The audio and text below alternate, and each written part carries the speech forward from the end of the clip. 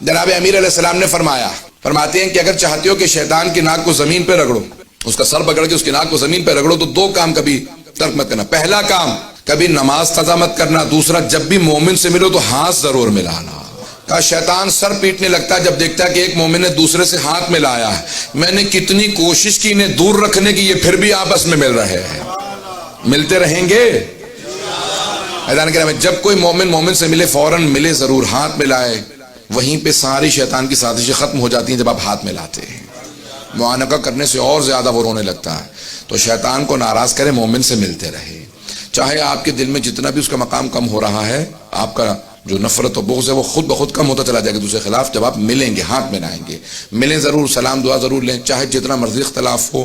اپنے ملتے رہنا بہت ضروری ہے۔ میرا دوسرا پیغام ہے، دو پیغام اور سن لیجیے۔ عزیزان گرامی، اتحاد کے بعد جو آپ تیسرا کام کریں، آپ جتنا ہو سکے اپنے امام بارگاہوں سے پورے سال وابستہ رہیں، صرف محرم و سفر یا ماہ رمضان میں نہیں، بلکہ جتنا ہو سکے شب جمعہ میں جس قدر ہو سکے شرکت کرتے رہیں۔ یہ آتے جاتے رہنے سے ایمان باقی رہتا ہے۔ یہ مقدس مقامات جہاں پہ فرشتے نازل ہوتے ہیں، ملائکہ آتے ہیں،